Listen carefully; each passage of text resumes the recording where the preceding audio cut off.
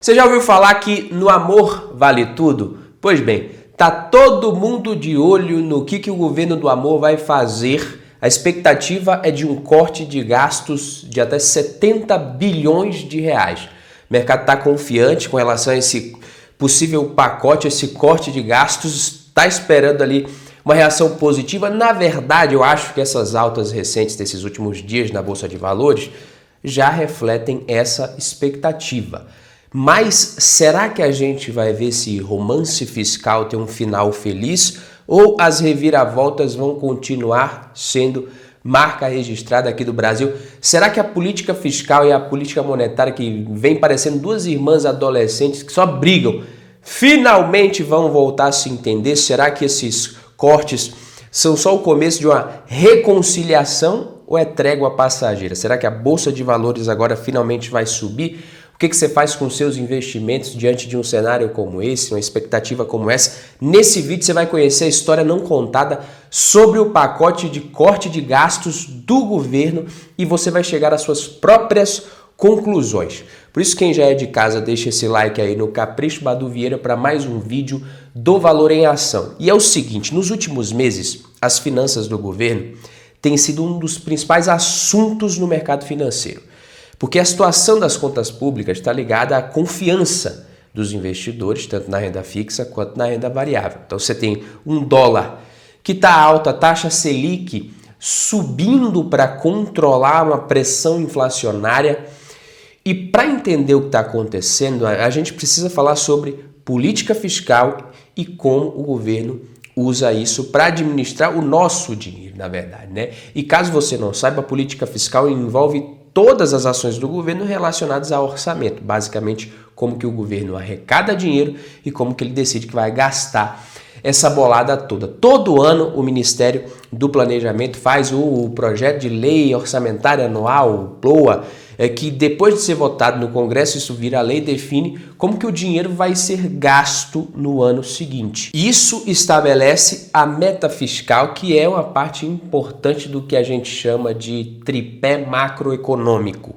Tá? Então eu estou gravando esse vídeo aqui, tem uma câmera que está num tripé, em cima de um tripé para estabilizar ela, e os três pés são iguais, mas se um desses três quebrar, a câmera cai e provavelmente quebra, pelo menos a lente vai quebrar, vai ficar caro para mim, né? E por isso que eu cuido do meu tripé para manter ele em bom estado, sempre com as travas bem firmes aqui, respeitando o peso e a altura máxima que o fabricante fala que ele aguenta. Já o tripé macroeconômico, ele é um pouquinho mais complexo que esse da câmera. Ele é um conjunto de três pilares que sustentam a política econômica do país. O pilar 1 é a estabilidade de preços, controle de inflação. O pilar 2, equilíbrio das contas públicas. E o pilar 3 é o câmbio flutuante, é a variação da taxa de câmbio. O pilar 2 que eu falei é justamente a política fiscal. E a função desse tripé é manter a economia estável. Então, ele foi criado em 1999 e de lá para cá as equipes econômicas até conseguiram fazer algumas reformas interessantes que restauraram a confiança do mercado, mas esse ciclo positivo durou ali até 2014, quando o país entrou numa grande crise econômica durante o governo Dilma, que acabou resultando no impeachment em 2016. Desde a crise, o Brasil ainda não conseguiu se recuperar totalmente, está nesse vai não vai, nesse sobe e desce. Em 2014, o PIB do Brasil era de 2,4 trilhões de dólares e em 2023, 9 anos depois, o PIB foi de 2,1 trilhões. Isso mostra que sem um novo boom das commodities, o nosso crescimento econômico fica muito mais difícil. Tá? E a forma como o governo administra o seu dinheiro, o nosso dinheiro, o dinheiro público, faz toda a diferença para o país se desenvolver. E esse corte, ele tem a ver justamente com isso. Mas fica tranquilo que você vai entender. Você já parou para pensar no impacto das promessas de um equilíbrio fiscal em um país como o nosso? Se você nunca parou, não tem problema, porque infelizmente a maioria dos brasileiros não faz ideia do que o arcabouço fiscal propõe, muito menos de como ele se difere do antigo teto de gastos e do impacto da política fiscal nos seus próprios bolsos. Tá, mas quando uma recessão como a de 2014, 2016 se instala, todo mundo sente. Na minha cidade teve gente que levou 2 anos para conseguir emprego de novo. Tá? E aqui não é difícil de conseguir emprego se tiver tudo. Não. Você via muito empresário com dor no coração porque estava mandando muita gente boa embora, sendo obrigados ali a despedir talentos, porque algumas empresas não estavam conseguindo simplesmente fechar, pagar os seus custos. Tá? E esse tipo de impacto é sentido e marca profundamente a população. Então o pessoal até hoje comenta daquela crise. Infelizmente, 99% nem sabe o que foi que causou aquela crise, senão não votava tão como vota até hoje. Por isso, quando a gente entende o arcabouço fiscal, para a gente entender isso e o impacto desse corte, é importante você lembrar qual era a tese por trás do teto de gastos. Tá? O teto de gastos ele foi implementado para limitar o crescimento das despesas públicas à inflação do ano anterior, ou seja, os gastos do governo com saúde, educação, seguridade social, entre outros, eles não cresceriam acima da inflação. A ideia era conter um descontrole das contas públicas que estava acontecendo para trazer previsibilidade para a economia. E funcionou, estava funcionando. O teto de gastos vinha cumprindo o seu papel, mas o governo atual achou por bem mexer em time que estava ganhando. E aí o arcabouço fiscal, quando ele foi proposto, ele tinha a premissa principal ali, no papel que é até bonito, de combinar responsabilidade fiscal com espaço para crescimento econômico induzido pelo Estado. Então, diferente do teto, esse arcabouço propunha ali uma relação entre o quanto que o governo arrecada, o quanto que ele pode gastar. Então, na prática, isso significa que se a arrecadação aumentar, os gastos também podem aumentar um pouquinho mais que a inflação. Por que não? Isso foi feito porque o governo atual quer gastar mais em áreas como saúde, educação, investimentos públicos e programas de transferência de renda. Ou seja, a proposta era: vamos garantir o superávit sem precisar cortar gastos. É uma ideia que qualquer político gostaria de vender ao público. Então, se o Lula ele encontrasse a lâmpada mágica do gênio, era isso que ele ia pedir. Eu quero gastar sem ferrar com tudo. E eles acharam que daria para fazer sem a lâmpada. Inicialmente, o governo ele prometeu que o arcabouço fiscal seria capaz de sustentar o crescimento econômico sem a necessidade de grandes cortes ou medidas impopulares, mas também prometeu manter um déficit zero para não gastar além do que arrecada, para justificar, para apaziguar. Só que isso estava baseado em premissas otimistas de crescimento da arrecadação e controle da inflação. A ideia era de que o próprio crescimento econômico fosse suficiente para cobrir os gastos maiores do que seriam possíveis se o teto de gastos continuasse valendo, entendeu? No papel é lindo, só tem um problema. Esse tipo de proposta ignora que, quando um dos pilares do tripé está instável, qualquer ventinho inesperado balança tudo, chacoalha tudo. No caso do Brasil, a política fiscal tem sido a perna frágil já faz tempo. O arcabouço ele começou a não parar de pé. E é por isso que agora tem o plano B, nesse caso o plano C de cortes. O governo ele se vê agora diante de uma necessidade de um corte de gastos para tentar manter o mínimo de credibilidade à frente aí em relação aos investidores e ao mercado. Até porque, caso você não saiba, o governo tem uma conta que vai ficando mais salgada se a Selic sobe. E aí pensa assim, a gente tem o resultado primário, que é a diferença entre as receitas e despesas. Então, se as receitas e as despesas se igualam, a gente tem o tal do déficit zero. Até aí tudo bem. Mais ou menos tudo bem, porque a troca do teto de gastos por um modelo mais flexível permitiu que os gastos, sim, aumentassem um pouquinho mais. Só que isso é muito mais difícil de controlar. Na verdade, esse aumento de gastos está sendo compensado, foi compensado com o crescimento da arrecadação, recorde de impostos e contribuições nesse ano. Só que mesmo com toda essa arrecadação, ainda não está sendo suficiente para chegar ao tão desejado déficit zero. No último relatório do Prisma Fiscal, divulgado em novembro, tá? O que a gente viu ali? O mercado ele já está prevendo um resultado variando entre um superávit de 32 bilhões e um déficit de 116 bilhões. Só que o que mais importa nessas previsões é a mediana, que era de um déficit de 62 bilhões. É o que está acima do limite de tolerância de 0,25% do PIB. Esse aumento de despesas é bem prejudicial, não só pela situação que o país está hoje, mas principalmente olhando para a direção que isso pode tomar se medidas sustentáveis não forem exercidas. E já que a gente está falando basicamente de como que o governo gasta o nosso dinheiro, aqui a gente precisa falar, meus queridos, sobre uma peculiaridade do Brasil. Muitas dessas despesas simplesmente não dá para cortar, é lei. O orçamento do ano que vem, por exemplo, estima ali 5,7 trilhões em receitas e o mesmo valor para despesas.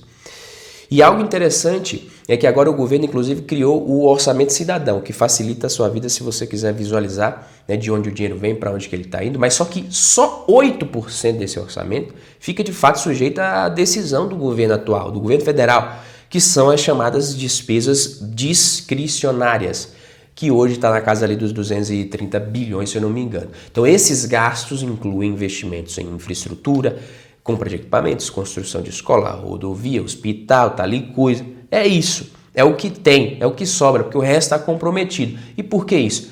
Porque tem as despesas que são obrigatórias pela Constituição Federal, pelas leis que vão sendo aprovadas também ao longo do tempo, e essas despesas que não tem como cortar representam 92% do orçamento.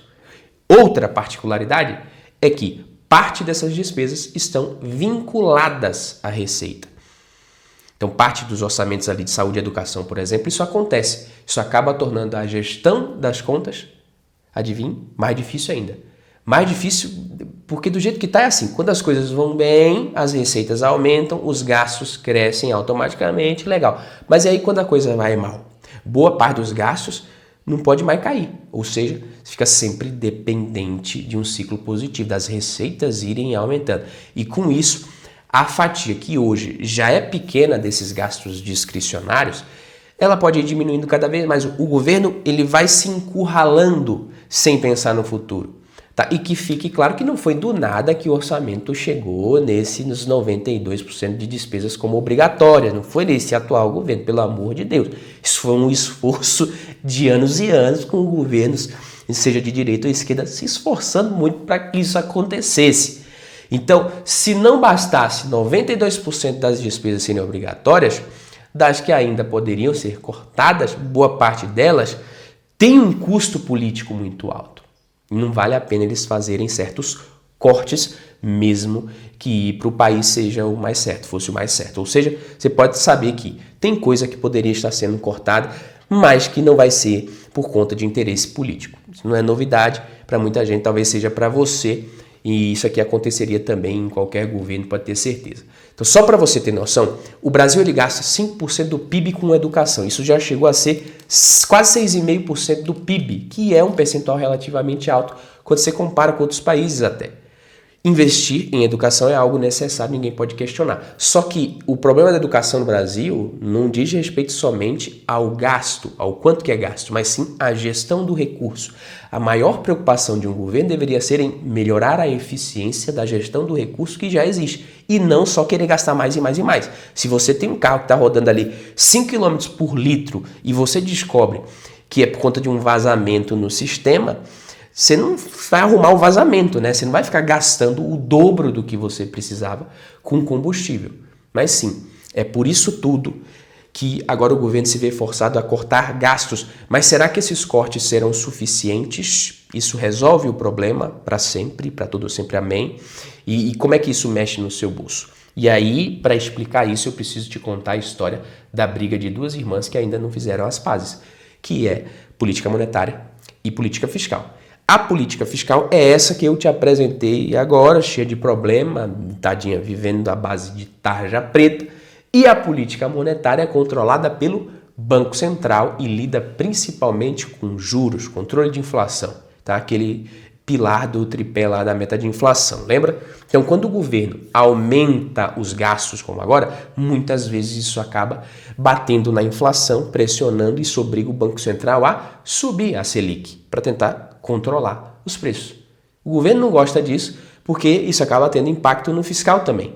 Só que nesse momento, esse fenômeno acontece porque o governo ele quer assumir o protagonismo do crescimento econômico e ele só consegue fazer isso gastando mais e mais. O problema é que não tem espaço no orçamento, como a gente viu, para esse aumento de gastos sem causar desequilíbrio. Então é a conversa da lâmpada mágica do gênio que não existe, é só lenda mesmo. Então, na prática, a teoria é outra. O governo, na expectativa de incentivar o consumo e impulsionar a economia, ele coloca dinheiro extra circulando por meio de aumento de impostos e gastos. As pessoas agora, com um pouquinho mais de dinheiro para gastar, mas a mesma quantidade de bens e serviços disponíveis, já que isso não aumentou na mesma proporção, porque a produtividade do Brasil é uma merda, e isso aí ajuda a pressionar os preços para cima.